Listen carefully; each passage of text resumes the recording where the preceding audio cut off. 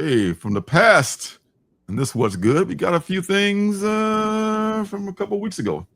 One of them is Lost Fantasy. This one, maybe a couple months ago for this one. This is another anthology book, giant size that is, from Image. This one's written by Kurt Pierce and written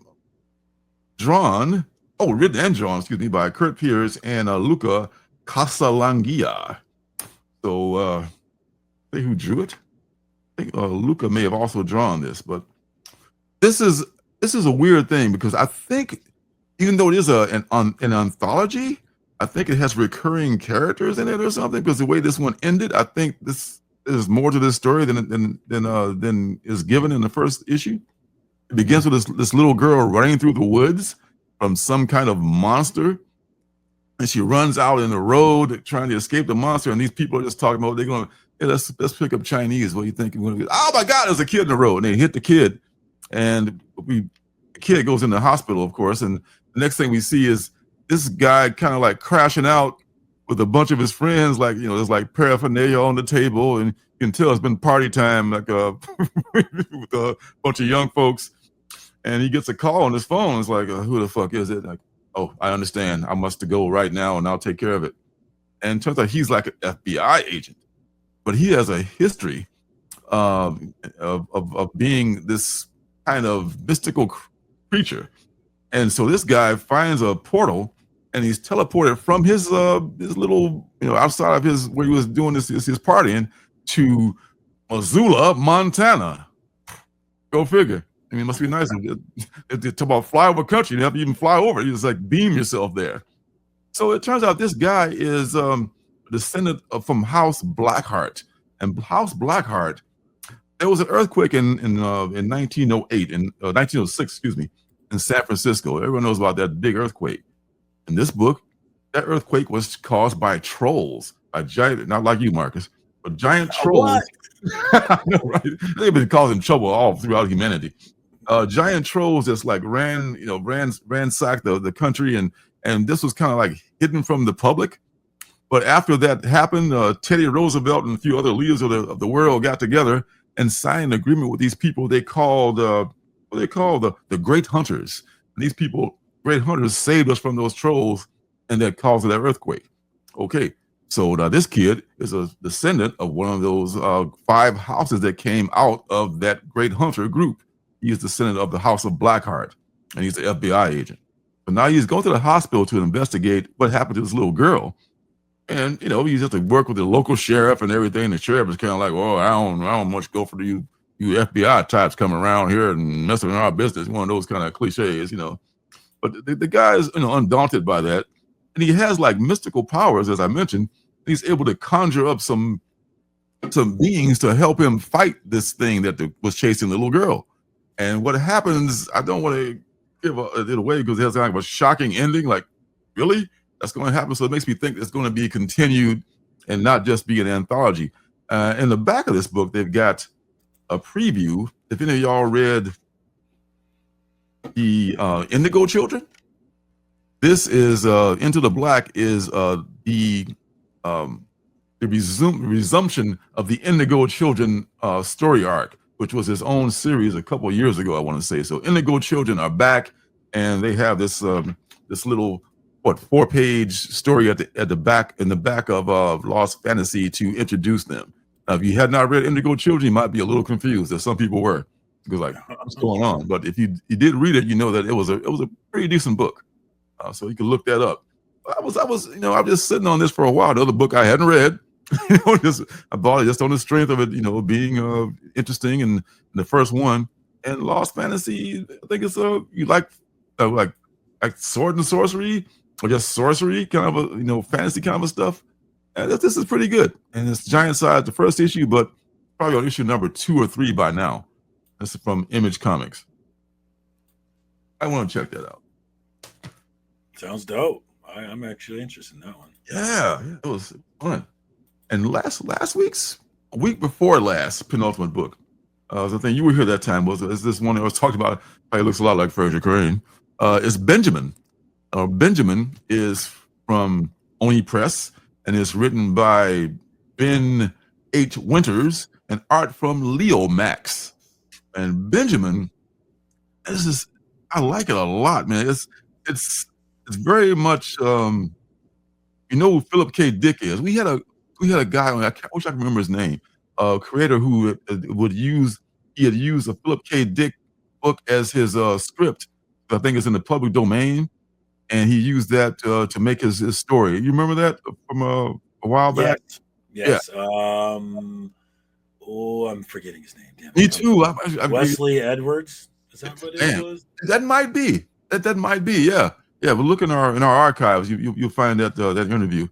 It was pretty cool. But this guy Benjamin is based heavily on Philip K. Dick. I mean, maybe they didn't use his name because maybe there is some with the family or the estate of Philip K. Dick that restricts that. But everyone knows, like, this is Philip K. Dick, right? Yeah. So it's just like everything that Philip K. Dick wrote about. In fact, it's so similar to his life. It's not even funny. So Benjamin wakes up in this hotel room in this seedy hotel room in L.A. with somebody just banging on the fucking door, like, what the fuck is going on? And he has no memory of the event as to how he got there. And he just like, holy shit, where am I? And how did I get here? And what's going on? And who the hell is banging on the door? And turns out it's some hill jack who's just like looking for somebody else. But he escapes that situation, and he somehow ends up on the streets, and he runs into this dude whose father was a huge fan of his work. He has somehow been teleported from the past into the present day. And this brother who was like this kind of nerdy dude said, "Oh, you look familiar. I mean, are you? His name is Karp, I think it is, Benjamin Karp." Like, yes, I am Benjamin Karp. But, like, aren't you supposed to be dead? We don't really know that if he's a real guy or not. And he's just like this. He's kind of bombastic and kind of a dick, But he's one of those guys who's a character who just takes over the room. He comes in and just like he's a dominating kind of a force. He's a force to be reckoned with, and he's like eating like he's never eaten before. Old dude is like treat him to dinner and everything, and they're trying to figure out how the hell he got here. And the dude brings up his oeuvre, if you will, on his phone to tell him, dude, you're the guy. I mean, I know you from the internet, and there's your picture right here, and it says like you're supposed to be dead, and they can't understand how he got here and all this jazz. And Benjamin kind of like inserts himself into the dude's life. I mean, the dude's going through like a messy divorce, or so many people are, a separation. And he's kind of a meek guy. He's not, his wife is kind of dicking him over. He's got shared custody of the dog, and the dog, she keeps the dog like, it's hard for him to get to visit with the dog and stuff. And Benjamin's having none of it. Like, damn it, you should be with your animal. And he just like takes a brick and breaks his wife's window. She's in there kicking it with her new squeeze, and they kidnap the dog and take off. Like, damn, this is like, he's an extreme guy, man.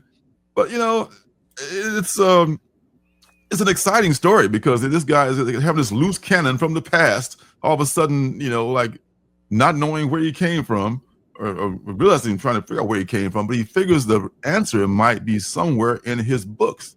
So my man's father was a big fan of his. So let's look at my father's collection of your books. They got like a giant box of all his novels that he wrote, and they just end up going through these each novels one by one, and they come to a conclusion as to how he got here. And I will leave that for you to figure out yourself.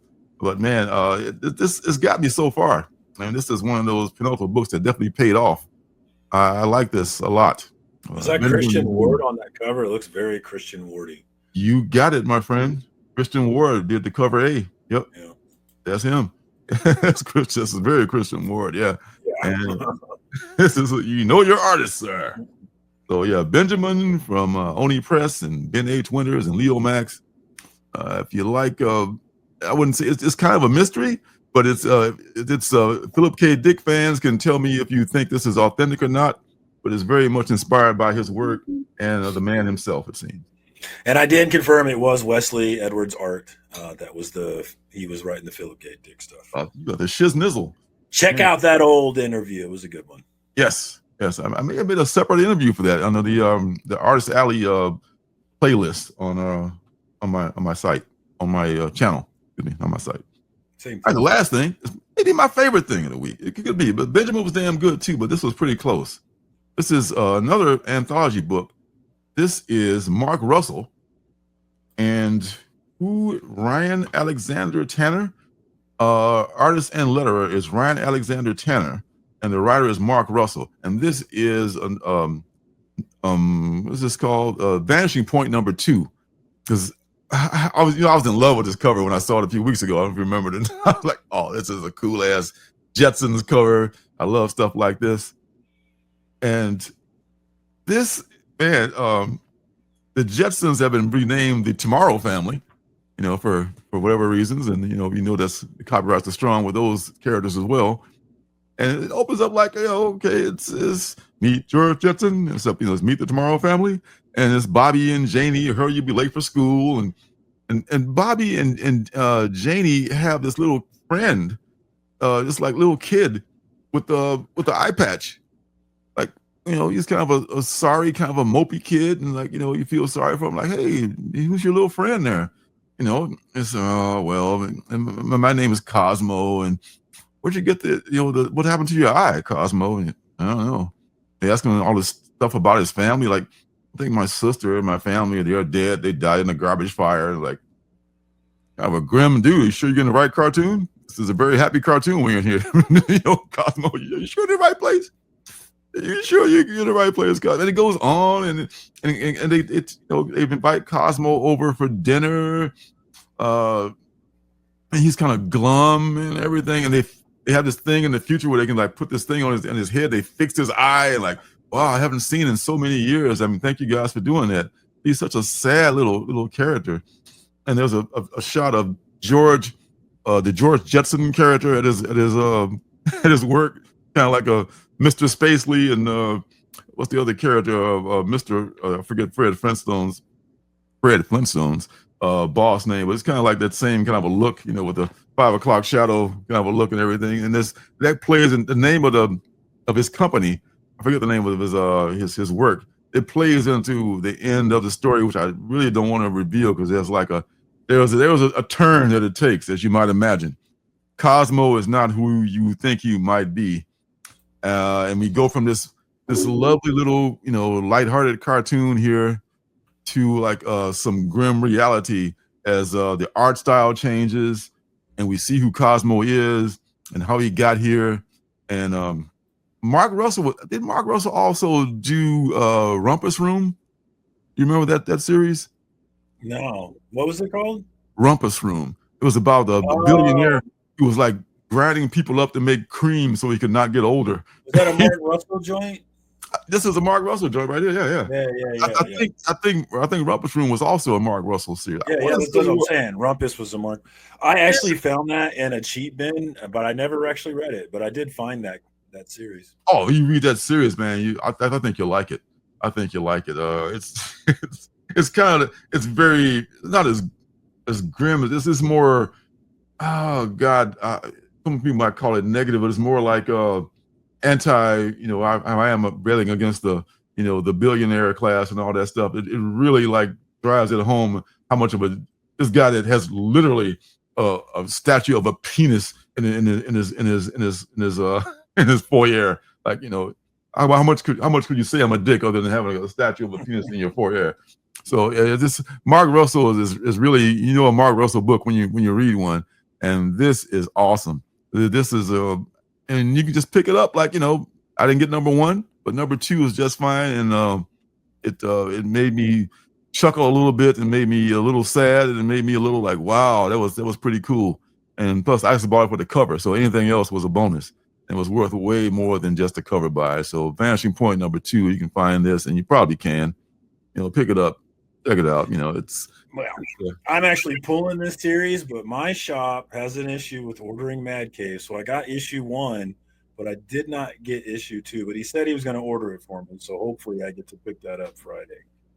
Yeah, Yeah, that'd be awesome. Hey, don't forget to subscribe and leave a thumbs up.